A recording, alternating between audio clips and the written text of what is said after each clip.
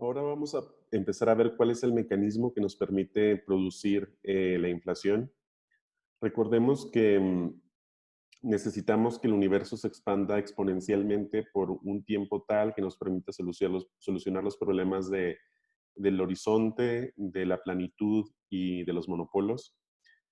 Em, la primera solución que nos puede venir a la cabeza es la constante cosmológica que también que nos puede producir una expansión exponencial. No, otra vez no. Empecemos otra vez.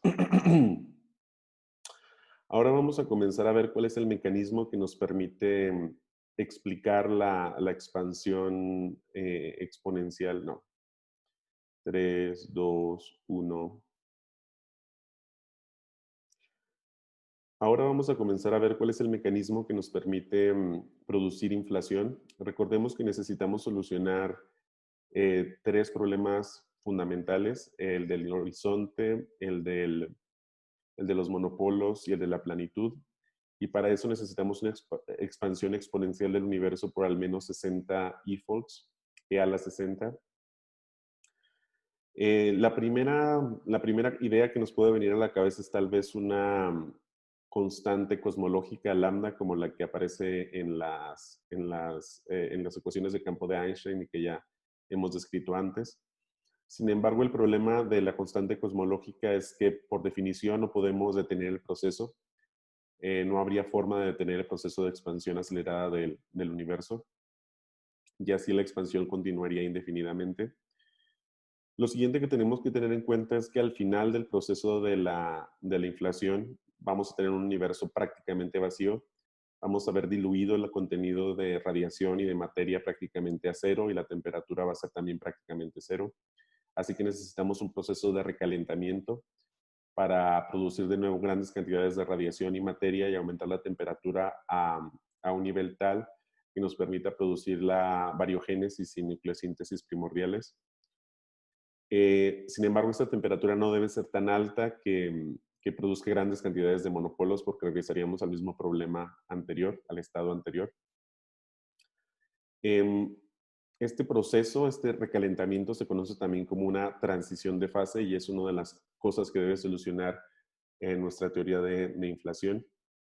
Ya desde los 80, cuando Alan Guth propuso la teoría originalmente, él le propuso campos escalares como la solución obvia a este problema. El campo escalar paradigmático es el campo de Higgs con su bosón de Higgs, que ahora es tan conocido y cuya existencia se ha probado experimentalmente.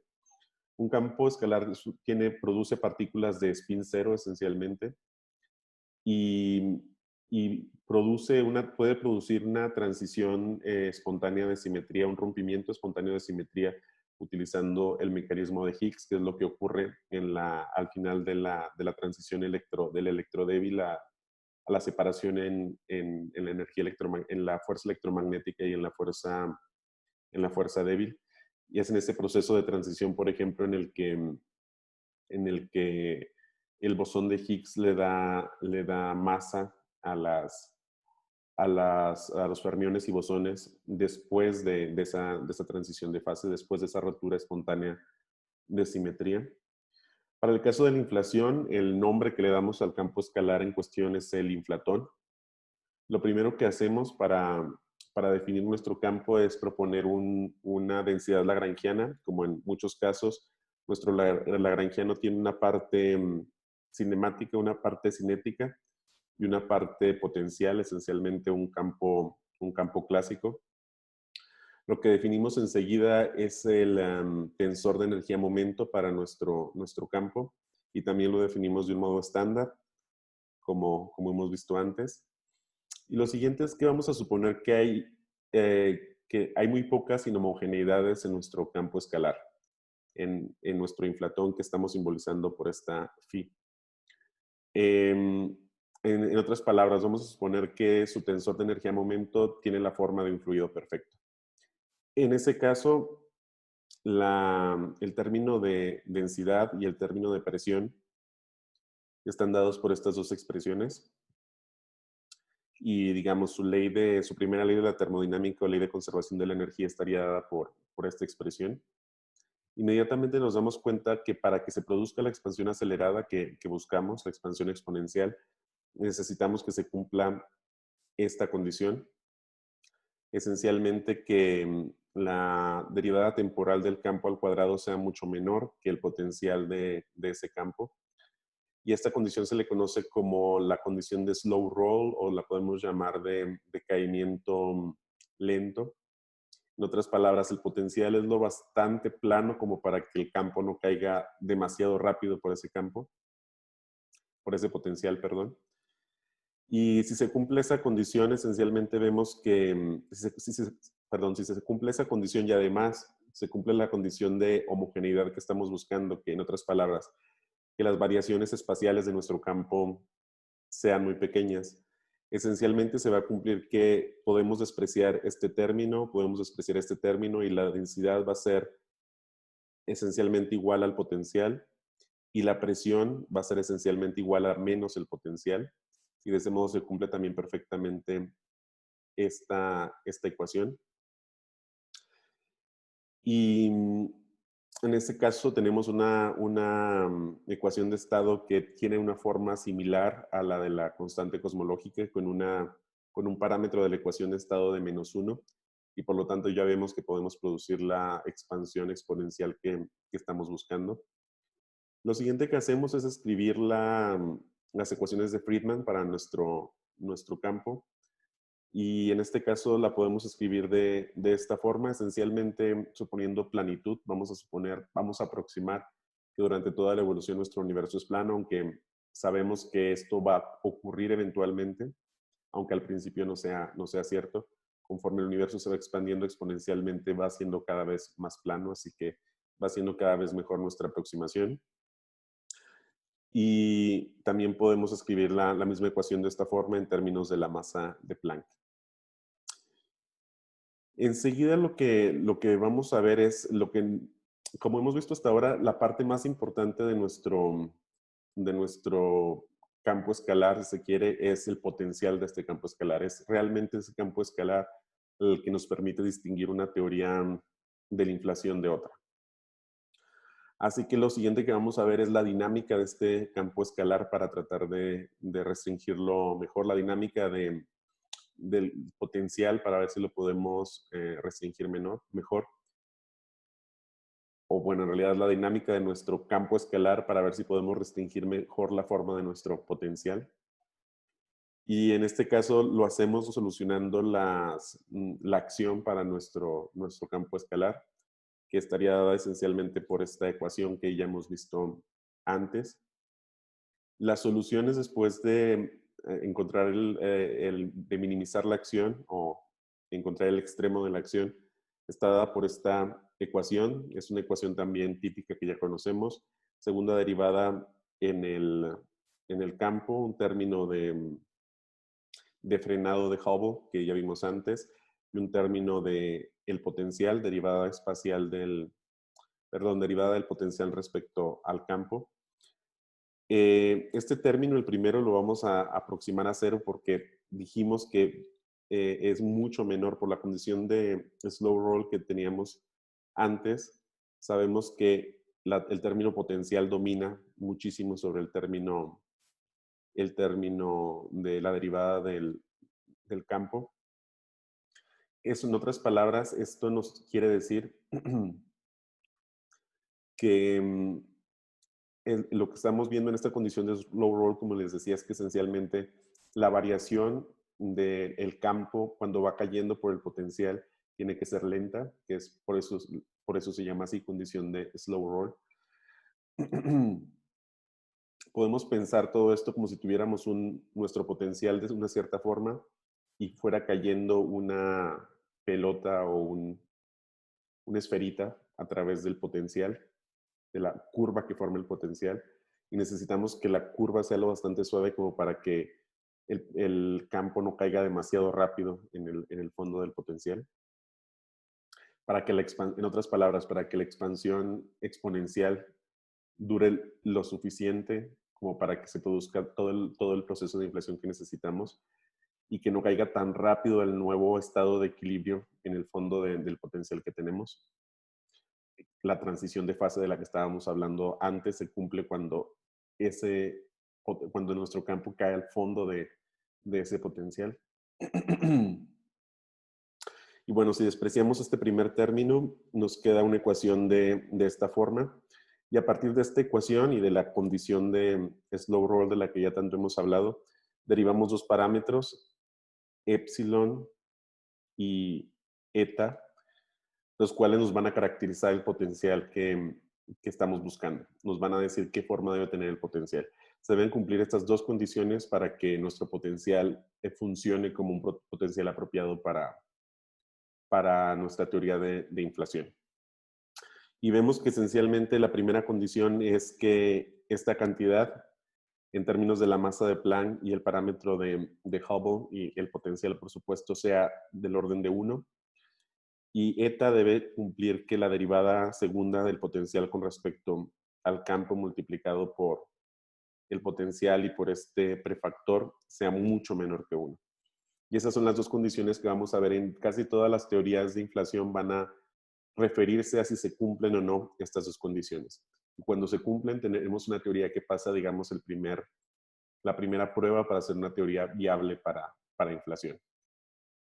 Otra prueba que tiene que pasar es el proceso de recalentamiento, pero eso lo veremos ahora.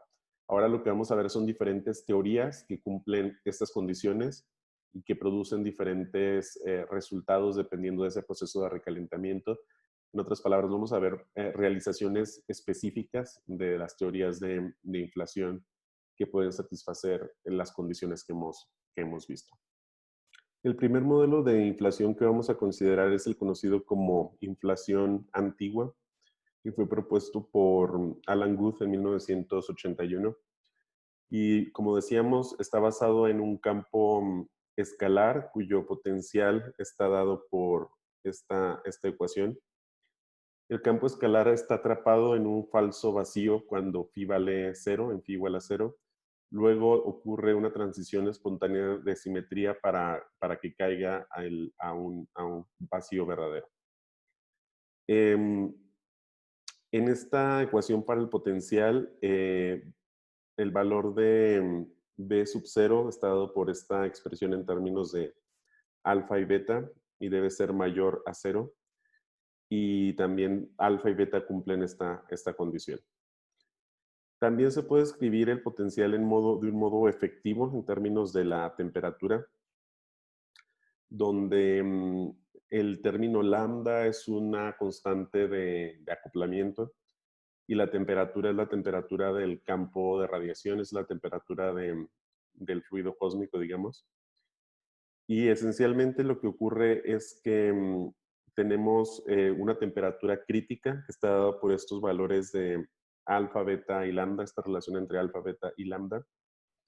Y dependiendo de la temperatura, el potencial tiene diferentes propiedades. A una temperatura mucho mayor a la crítica ocurre lo que vemos en esta figura.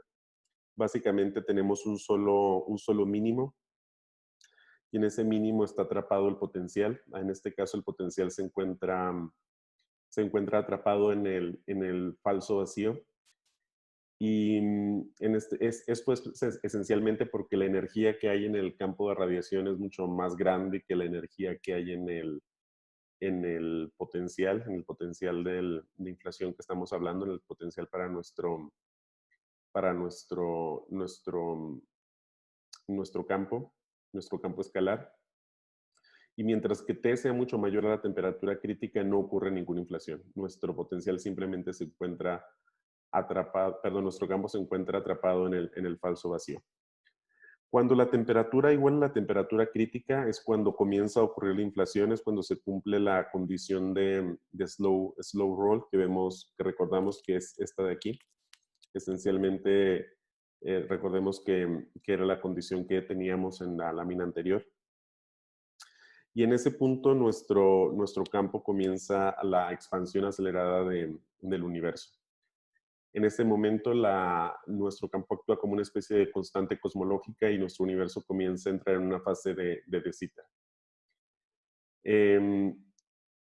Eventualmente, la temperatura, como vemos, va a ir disminuyendo y se van a formar, vamos a llegar a tener dos falsos, a temperaturas mucho menores a la temperatura crítica, vamos a tener dos vacíos verdaderos en más menos alfa, que vemos aquí en estos puntos en nuestra lámina.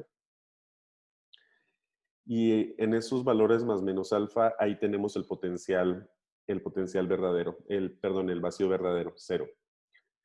Entonces, lo que tiene que ocurrir es que nuestro campo escalar tiene que pasar de estar atrapado en este falso vacío al vacío verdadero.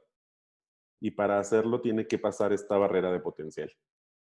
Y esa barrera de potencial va a ser traspasada de modo discontinuo mediante tuneleo cuántico. Tiene que haber un proceso de quantum tunneling para que nuestro campo atraviese la barrera de potencial y llegue al vacío verdadero. El problema con esta teoría es precisamente ese, que este proceso es discontinuo, por eso también se conoce como una transición de primer orden, y al ser discontinuo no puede ocurrir de modo uniforme. Este proceso es además aleatorio, como vemos, entonces van a ocurrir pequeñas burbujas de campo atrapadas ya en el vacío real, o más bien no atrapadas, sino ya en el vacío verdadero, rodeadas de un mar de campo atrapado en el vacío falso, en el falso vacío. Se van a producir un montón de burbujas que van a tener atrapada la energía potencial del campo. Entonces, esencialmente no va a ocurrir de modo uniforme en todo el universo. Esas burbujas van a producir regiones del universo que van a ser mucho más pequeñas que lo que observamos en nuestro cono pasado. Entonces, no van a cumplir la condición de homogeneidad que necesitamos para el fondo de radiación de microondas. Aún más, para que se pueda termalizar toda la energía que estaba atrapada en este potencial, que es la que generaría el recalentamiento del universo, necesitamos que las burbujas estén chocando, y por ese proceso de choque es como van a recalentar el universo, de modo que es un proceso bastante inhomogéneo. Y esencialmente ese es el gran problema de esta teoría de esta antigua teoría de la inflación, y es la razón por la que se abandonó eventualmente. La siguiente teoría que vamos a ver se conoce como nueva inflación y trata de resolver este problema que acabamos de ver, que se conoce como el problema de la salida gracil o el graceful exit de, de la teoría, bueno, del proceso de inflación para entrar en el proceso de expansión normal, digamos.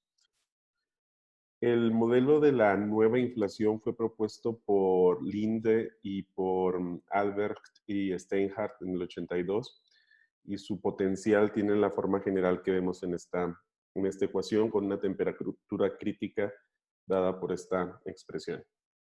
En esta gráfica vemos cómo se comporta este potencial cuando la temperatura es mucho mayor que la temperatura crítica y el universo está dominado todavía por radiación, o la fase inicial del proceso de dominación por radiación.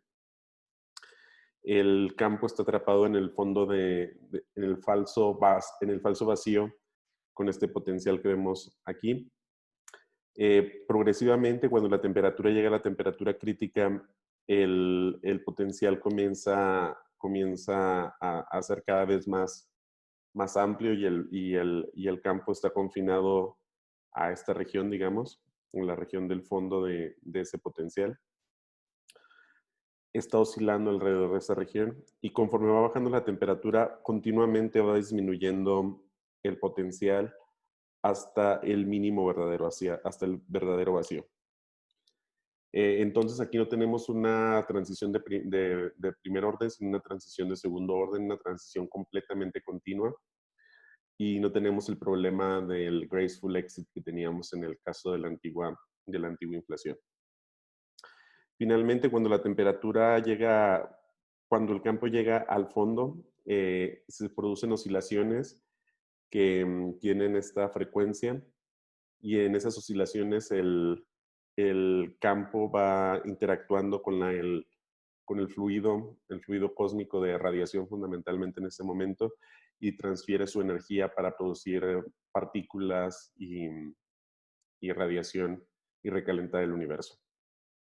Debemos notar además que la condición de slow roll se cumple durante un cierto periodo en esta región, pero no se cumple ya hacia el final cuando el campo cae mucho más rápido por el potencial y en ese momento termina la inflación. Entonces este modelo parece resolver el problema fundamental que tenía el modelo de la inflación antigua. Sin embargo, también tiene sus propios problemas. Uno de ellos es que el valor de sigma debe ser mucho mayor a la masa de Planck, lo cual parece un poco irrealista, dado que en física de partículas en general no se cumple, no hay ninguna escala mayor que la escala de Planck en general. Y esto debe ser porque se deben cumplir estas condiciones para que ocurra la inflación, como lo vimos antes. Y el otro problema fundamental es que al principio de la inflación, en el tiempo o a la temperatura I, temperatura de inicio de inflación, el valor del potencial, el valor del campo debe ser mucho menor que el valor de sigma, pero al mismo tiempo las oscilaciones que ocurren en esa temperatura son del orden de TI por lambda, y eso equivale a alrededor a sigma. Entonces, mientras el campo debe tener un valor mucho menor que sigma, el valor absoluto del campo, pero sus oscilaciones son del orden de sigma, lo cual presenta un problema de ajuste fino. Entonces, también este modelo tiene ciertos problemas. Una cosa que no mencioné es que las oscilaciones que ocurren al final del proceso de inflación son de ese orden, de la temperatura que ocurre al inicio que teníamos al inicio de la inflación. Y esas oscilaciones son las que devuelven la energía al universo, esencialmente la energía del potencial al universo para producir el recalentamiento. A continuación vamos a ver solo una teoría más que se conoce como inflación caótica, que también es otra propuesta para resolver estos problemas. Y con eso vamos a terminar. Evidentemente hay muchas otras teorías, pero vamos a quedarnos con estas tres teorías clásicas que nos permiten entender un poco cuál es el concepto general de la inflación y sus transiciones, como vimos, de primero y segundo orden, o las transiciones de primero y segundo orden en el potencial de la inflación. Finalmente vamos a considerar la inflación caótica. Esta inflación tiene un potencial muy simple, dado como esta expresión. Aquí simplemente el campo va cayendo suavemente por el potencial y ocurre la inflación. La idea aquí en general es que es caótica porque el estado, la configuración del potencial puede ser diferente en más bien la configuración del campo puede ser diferente en cada región del universo. Entonces solo determinadas regiones del universo van a tener inflación, mientras que otras no. Así que solo ocurre que vivimos en una región que pasa por este proceso de inflación, mientras que puede haber otras muchas regiones del universo que no sufrieron el proceso. Así, nuestro universo es localmente homogéneo, pero a gran escala es inhomogéneo. Y toda esta homogeneidad que vemos ahora en nuestro universo es solo porque pasa que nuestro universo observable, pasó por un periodo de inflación que le dio las características que tiene ahora. En este caso, recordemos que el número de E-folds para resolver los problemas de horizonte, planitud y monopolos que vimos antes debe ser del orden de 60 mayor o igual a 60. Y ese número se puede calcular fácilmente a partir de este par de integrales.